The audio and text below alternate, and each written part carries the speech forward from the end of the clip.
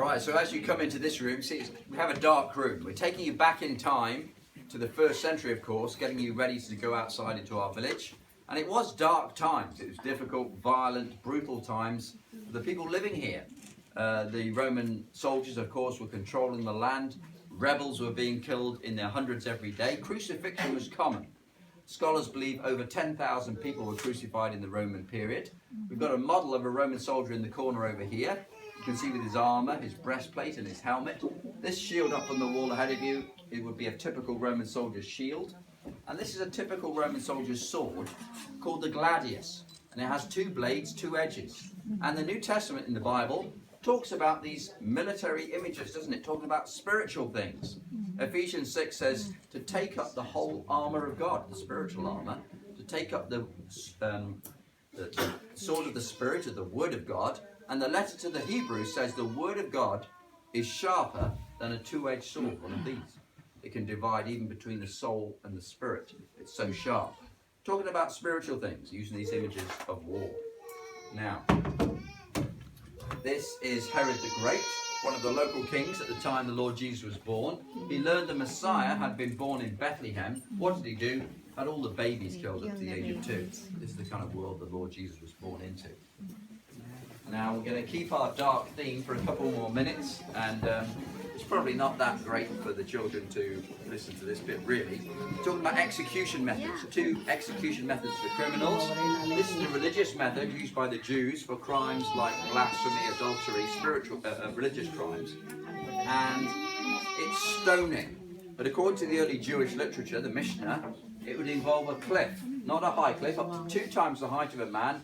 They'd push him off in such a way he'd hit the ground head first, and then they would finish it with stones. That's stoning.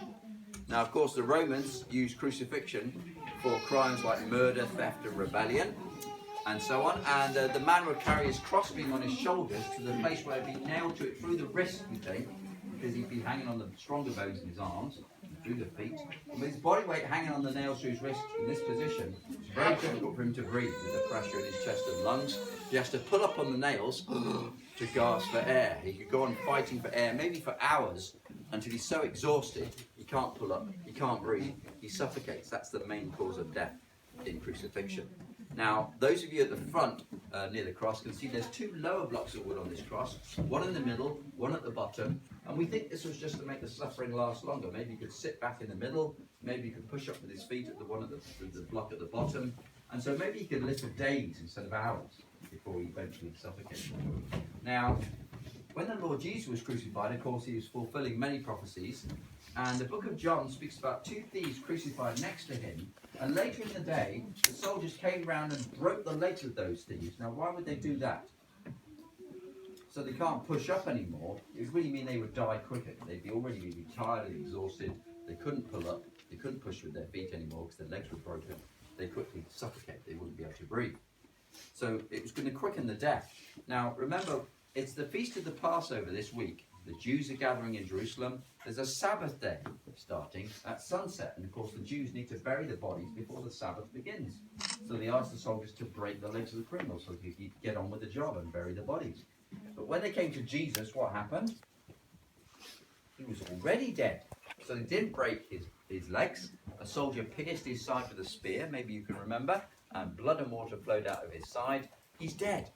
Now, there's at least 2 specific prophecies fulfilled here.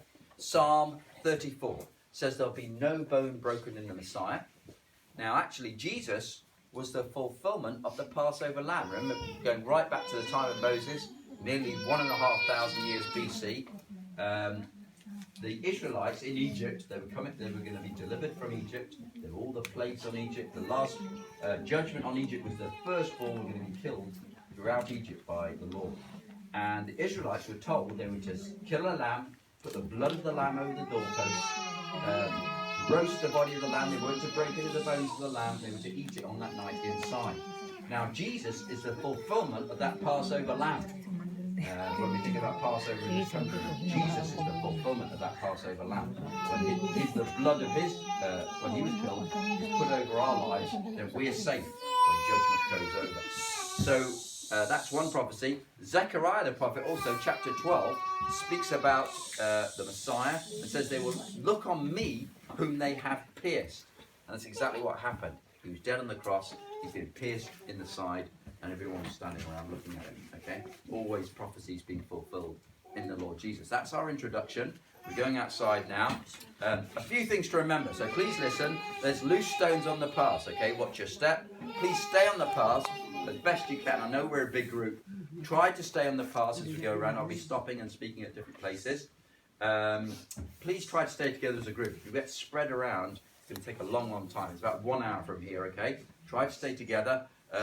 Feel free to take your photos, but after each stop, when we move on, I know, please feel free to take your photos, but try to take about 1 minute more to take photos, and let's keep moving on to the next stop, okay? One other rule, we're not allowed to pick anything from the trees.